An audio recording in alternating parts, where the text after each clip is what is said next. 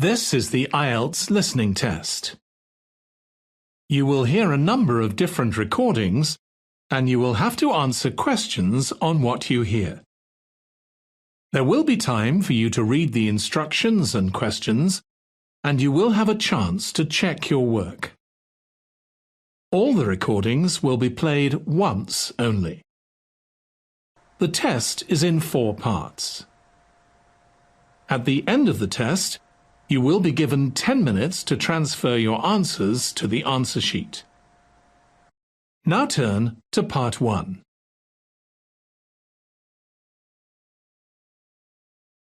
Part 1.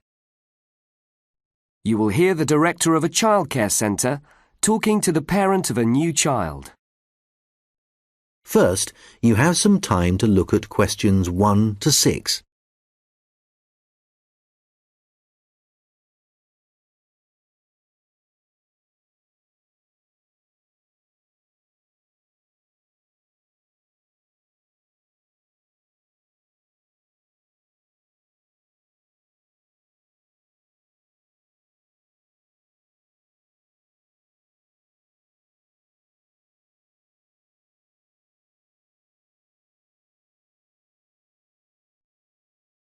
Good morning. My name is Bob Ferguson and I'm the director of Ascot Childcare Centre. Oh, good morning. I'm Sally Ann Cullen. I made an appointment to enrol my daughter. That's right. I've got the application form right here. Now, first I need some personal details. So the family name is Cullen, is that right? That's right. Now, what about your daughter? What does she like to be called? Oh, her name is Alexandra, but we all just call her Alex. A-L-E-X. Great. As you know, we organise the children into different age groups. There's the babies group, the toddlers, aged 2 to 3, and the preschoolers. They're aged 4 to 5. How old is your daughter? Well, she'd go into the toddler group. She's just turned 3. And we always like to make a note of our children's birthdays so we can celebrate it all together if they're at the centre on that day. When was she born? Oh, the 8th of November. Fine. And we also find it's a great help to know about siblings. Sometimes a problem at the centre can be related to problems with a sibling. Does she have any brothers or sisters? Yes, a brother, Fraser. He's 2 years older. So that would make him 5, is that right? Yes, that's right. Fine. Now, we also need a contact address. Where do you live? It's 108 Park Road. That's P-A-R-K, Maidstone. Good. Now, last of all, we need a telephone number we can call if there are any problems. Oh, well, I'll be at work and so will my husband, so the best number to call is 3467 8890. Right. And is that a close relative? Yes, it's my mother-in-law's number. We prefer to make a note of how the person is related to the child, so I'll write down grandmother. Yes. Before you hear the rest of the conversation, you will have some time to look at the questions 7 to 10.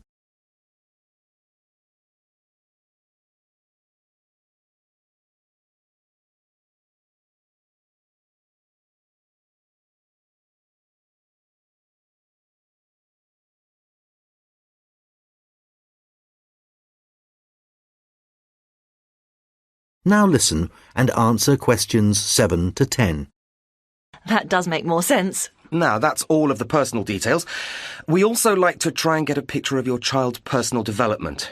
Can you tell me if there are any specific problems she's having? For example, does she get on well with other children?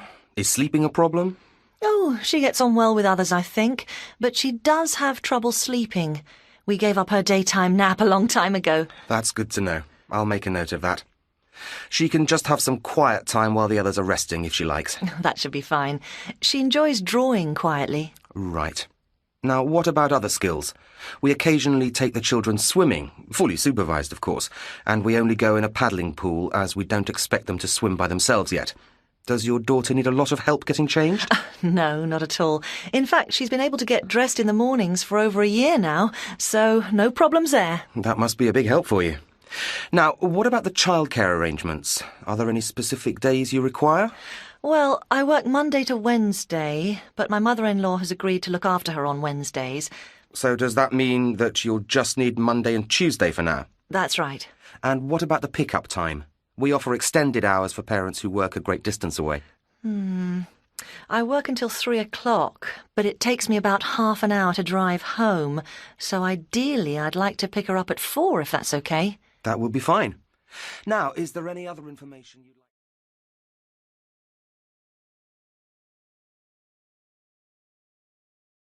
That is the end of part 1. You now have 1 minute to check your answers to part 1.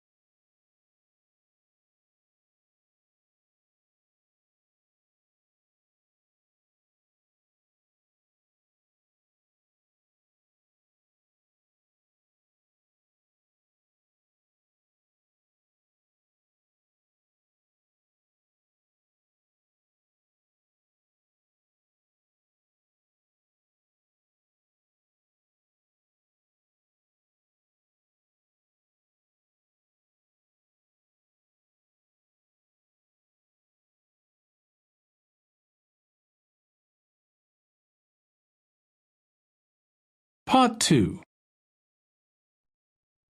You will hear a woman talking on the radio about things for children to do during the school holidays. First, you have some time to look at questions 11 to 15.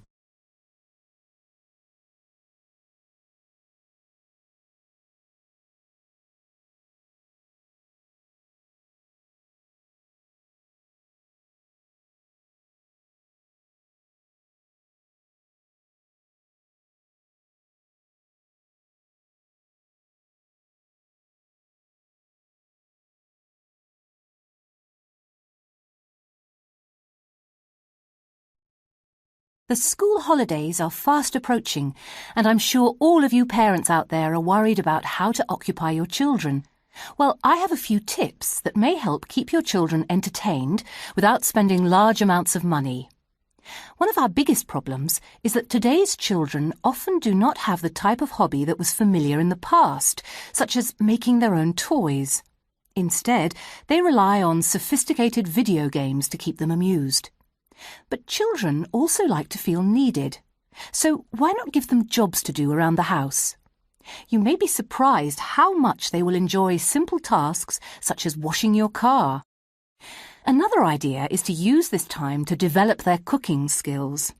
Food is something we all enjoy, so why not get them to prepare some simple dishes in the kitchen? Learning to cook is a useful life skill for children to learn, and it can also keep them happy for several hours. Children also love doing arts and crafts, so why not give them the task of making presents for upcoming birthdays or celebrations? Not only will they enjoy making them, but you'll also save some money, and the family or friends who receive the gifts are sure to be delighted. A great idea to get children out of the house is to find out about how they can help in your local community. Perhaps there is a home for the elderly nearby. Before you hear the rest of the conversation, you will have some time to look at the questions 16 to 20.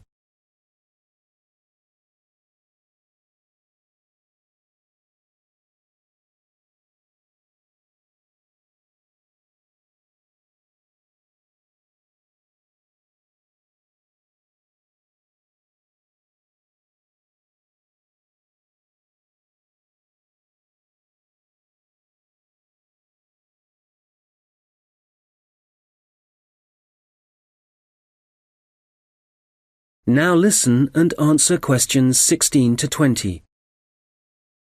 They are sure to welcome a visit from young people. Even a few minutes a week can brighten their day. Of course, younger children cannot do these things for very long, but older ones may find that there are ongoing projects around your neighbourhood that they can help with. These are just a few ideas, but I'm sure you can think of many more. If not, there are plenty of places to look for other suggestions. Nowadays, the first place people seem to look is the internet, which can be a good source of information. However, it does have its limits, because ideas suitable for children living in the city may not translate well for children in rural areas. So don't overlook your library. These are often filled with great ideas targeted at children in your specific area. There are a few key points to remember, however. One of the most important things is to keep your children active, otherwise they will be sure to get bored. Also, remember that although children can be very independent, even from 9 or 10 years old, you should still be there to take care of them up to the age of 12. So don't be tempted to let older children babysit their younger siblings. This should only be done by an adult.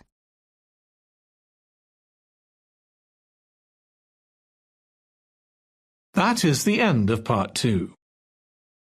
You now have 30 seconds to check your answers to part 2.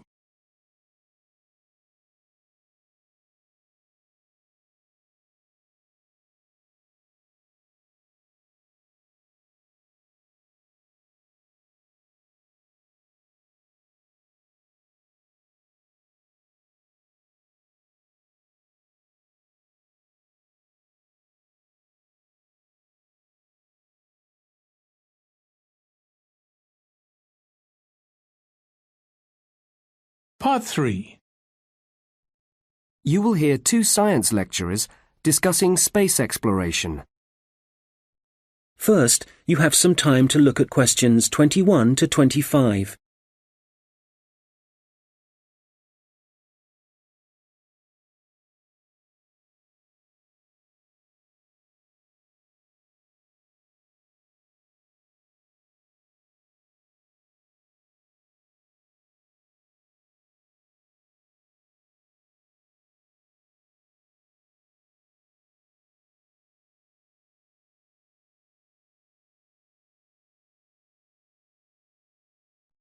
Hello, John. How was your conference on space travel? Hi, Susan. It was great. We heard some fascinating speakers, especially one fellow who was an expert on Mars. He thinks it's quite feasible for humans to live there in the near future. Well, if we spent the billions of dollars that go into space research on looking after our own planet, then perhaps we wouldn't need to worry about the Earth being uninhabitable in 100 years' time. Nor would we need to look for another planet to colonise. Yes, but there are some important things that space exploration can teach us, you know, especially about the history of our own planet and its atmosphere. That sort of knowledge could help us solve some of the problems that threaten our planet. Still, I don't really see why they have to send astronauts into space. Robotics is so much more advanced now. Why can't they simply send robots? Well, robotics has come a long way, and it is more expensive to send a manned spaceship into orbit. But the biggest problem with robots is that they have to be programmed for every possible eventuality. Yes, I suppose you're right. Robots just can't react to situations independently the way that humans do. They still need us to tell them what to do. That's right. Robots may have come a long way, but if you're going to go to all the expense of building one, you really need to make sure it's going to work when it gets there, and they don't tend to take risks with new and untested technology. What if it lets you down? So instead, a lot of the space technology nowadays is actually based on the technology they used in the 1970s, because we know that it works and it's reliable. So, do you think it will ever be possible to send robots to Mars? I'm not sure. One of the speakers spoke about that, and he says that communication would be a problem. Is that because of the conditions? I mean, those extremes of temperature and even the atmosphere itself would probably create an awful lot of interference. Yes, but they're both issues that can be dealt with. Now, the real problem is simply how far away it is. That would cause long delays before the robots received any messages about what to do next. So, for the moment, they don't think it's feasible. That makes sense.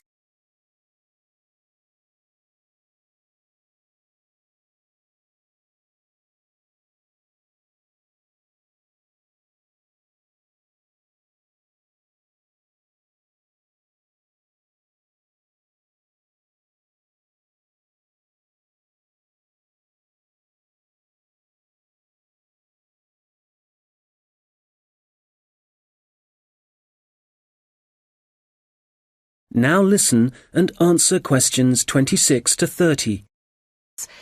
But tell me, do you really think we should be contemplating sending humans to Mars at all?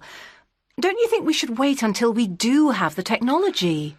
Well, many years ago, the civilizations that built the pyramids or that began building enormous cathedrals must have started the project never expecting to see it finished. I think we should take the same approach and start our preparations now. That's an interesting point, though I'm still not convinced. Surely you don't foresee a time when humans will be living on Mars? That's just science fiction, isn't it? Not at all. I think there is a distinct possibility that humans will live there. But what about the conditions there? Even the dirt on the ground could kill us. Yes, I agree with you there, but we can easily build a self-contained structure there so people don't need to go outside. I suppose the ground does also contain a lot of resources, so getting metals wouldn't be a problem. That's right. A lot of building materials could be found there, but there are still many risks involved. Yes, what about radiation? I don't think there will ever be a way to shield us totally from cosmic radiation, even inside a spaceship. I can't agree with you there. Astronauts have been travelling in space for a long time now, so that shouldn't be too much of a problem for us. I just don't think we have enough experience of living in space long term. But you have to accept that it is within the realms of possibility that one day there will be a Martian space station. Well, I have every faith in science, and Mars does seem to be the next frontier. So, yes, I imagine we will eventually send a space mission there. But I can't see people living there.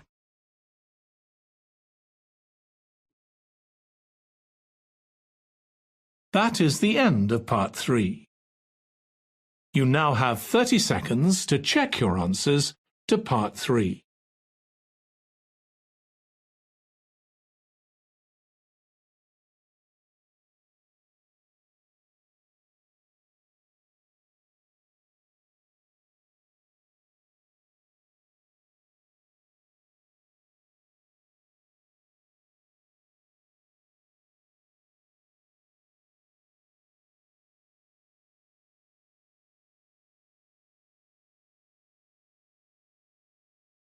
Part 4. First, you have some time to look at questions 31 to 40.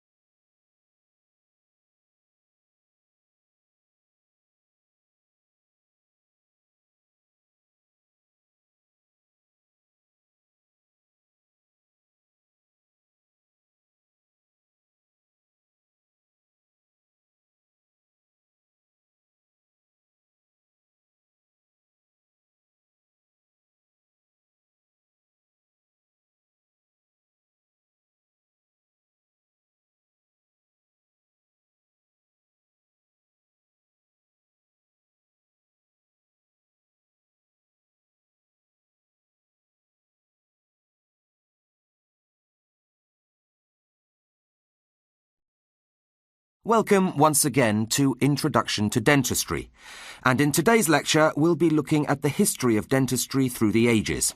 Now, skulls of the Cro-Magnon people who inhabited the Earth 25,000 years ago show evidence of tooth decay, and the earliest recorded mention of oral disease was in 5000 BC. This proves that oral disease is by no means a modern-day problem, and has in fact plagued humans since time began.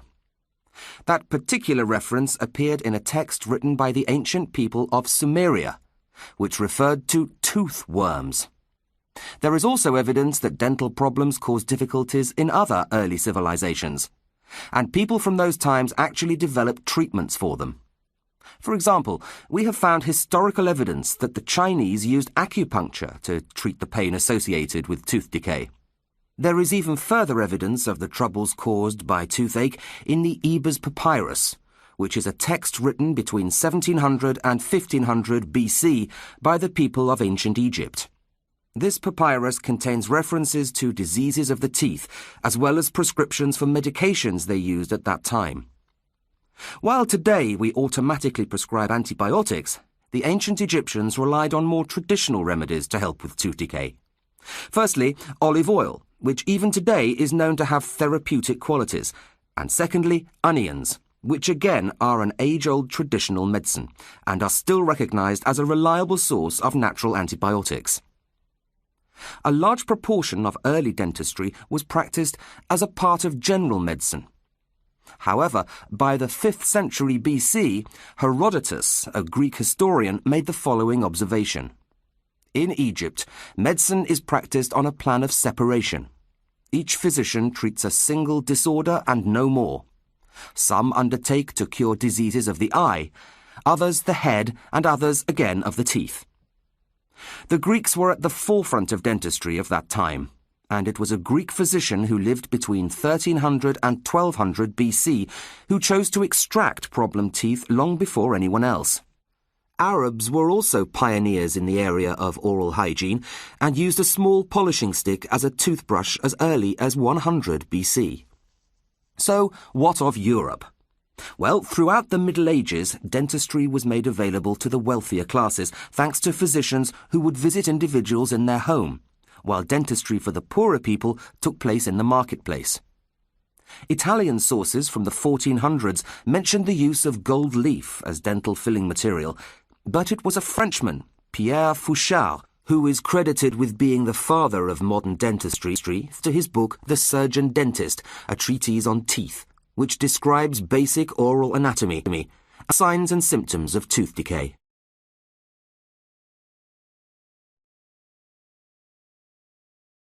That is the end of Part 4. You now have 1 minute to check your answers to Part 4. That is the end of the listening test. In the IELTS test, you would now have 10 minutes to transfer your answers to the answer sheet.